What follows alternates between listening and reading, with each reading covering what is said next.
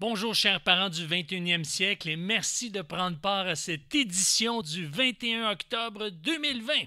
Mon nom est Éric Lantier et je suis ici avec vous sur les ondes du 92.7 FM, sur Décentré, sur YouTube et évidemment sur les réseaux sociaux. La semaine dernière, on a répondu à la question « Est-ce qu'un enfant a le droit d'être différent ?» Maintenant, cette semaine, on va répondre à une autre question et celle-ci, c'est la suivante. Est-ce qu'un enfant a le droit de faire des erreurs? Eh bien, tout le monde va dire d'emblée, ben oui. Mais dans la réalité, ça ne se passe pas toujours comme ça. Est-ce qu'un enfant a le droit de faire des erreurs? Parce que l'erreur est humaine. Alors, se tromper, ça ne veut pas dire qu'on est mauvais ou qu'on est incapable. Mais le problème, c'est que si on s'y prend mal, si, par exemple, on ne permet pas à un enfant de faire des erreurs, dans le sens où on ne le pousse pas, ça ne veut pas dire qu'on est en train de valoriser l'erreur. C'est pas ça que je suis en train de dire. Mais puisque l'erreur va être commise, c'est inévitable. Comment qu'on compose avec cette réalité-là? Parce que le danger, c'est qu'ils deviennent hypocrites, qu'ils se mettent à mentir, à se déresponsabiliser, à blâmer les autres. Alors que nous, en tant qu'adultes, déjà en partant, on a un rôle important à jouer. Pourquoi? Parce que l'enfant apprend par imitation. Puis si j'ai de la difficulté à admettre mes erreurs, ça va être plus difficile pour lui de les admettre parce qu'il va imiter mon comportement. Il ne fera pas ce que je vais dire, il va faire ce que je vais faire. Alors, il faut comprendre que nos enfants sont la continuité de nous-mêmes. Donc, si on est des gens qui, par exemple, nous justifions, si nos enfants détectent qu'on a commis des erreurs, mais on leur explique pourquoi on avait raison de commettre cette erreur-là, mais ils vont développer ce comportement-là, c'est inévitable. Ils apprennent par imitation. Il y a un homme sage, un roi de l'Antiquité, qui a écrit un grand nombre de maximes, de sentences, de proverbes, et c'est un roi qui s'appelait Salomon. Et lui, il a dit un jour, et son proverbe a été identifié comme étant le proverbe 28-13, et ce que ça nous dit, c'est celui qui cache ses transgressions ne prospère point, mais celui qui les avoue et les délaisse obtient miséricorde. Donc, voyez-vous, d'avouer nos fautes, ça fait partie de notre développement, ça fait partie de notre cheminement. Alors, comme je vous disais tout à l'heure, l'enfant apprend par imitation, donc s'il voit les adultes accepter leur tort, eh bien, ils vont finir par le faire, ils vont nous imiter. Alors, un bon exemple vaut mieux qu'un bon discours. Et, bon, vous allez dire, ouais, concrètement, ça ressemble à quoi? Supposons que vous arrivez en retard. Vous deviez aller le chercher à l'école ou vous deviez aller le chercher à son cours de karaté. Et là, vous lui avez fait perdre du temps. Qu'est-ce que vous faites à ce moment-là? Dire, c'est pas de ma faute, il y a eu beaucoup de circulation, c'est pas de ma faute, j'ai été retenu au bureau. Ça, c'est de la justification. Est-ce que vous voulez qu'il se développe comme ça? Non, c'est pas ce qu'on veut. On veut lui apprendre à être responsable, à apprendre de ses erreurs. Donc, vous pouvez lui dire quelque chose comme en donnant l'exemple. Mais écoute, je t'ai fait perdre du temps, je vais te libérer de ta tâche ce soir. Par exemple, si sa tâche c'était d'essuyer la vaisselle, mais je vais te libérer ce soir parce que je t'ai fait perdre du temps, mais je vais t'en redonner.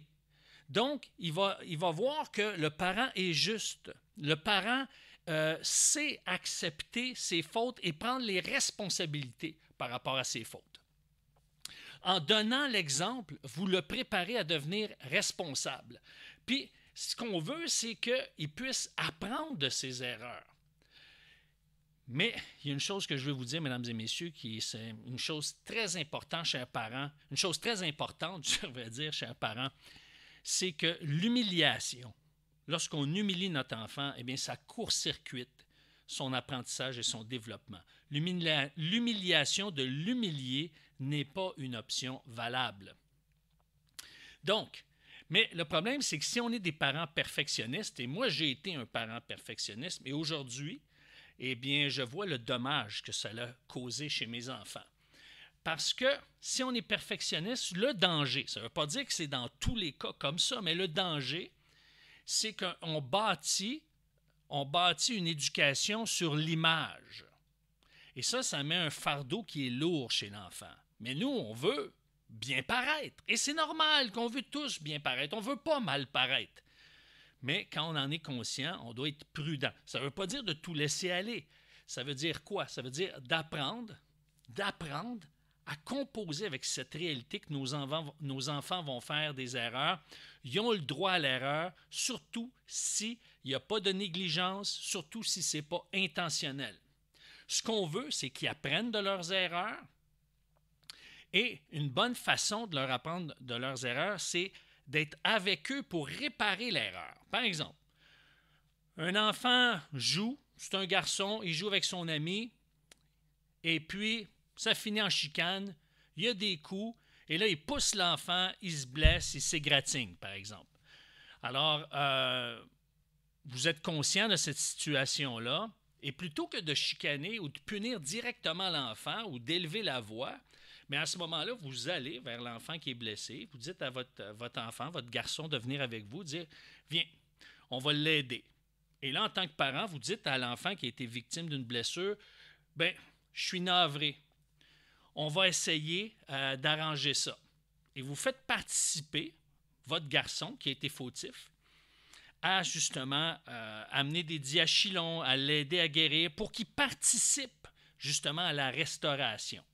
Et si votre enfant, lui, ne demande pas pardon pour la faute, eh bien, vous le prenez à part d'une manière, je dirais, naturelle, comme en retournant à la maison, et vous lui demandez tout simplement qu'est-ce que tu proposes de faire pour qu'il te pardonne, pour que vous puissiez vous réconcilier. Pourquoi? Parce que ça développe sa conscience, son altruisme.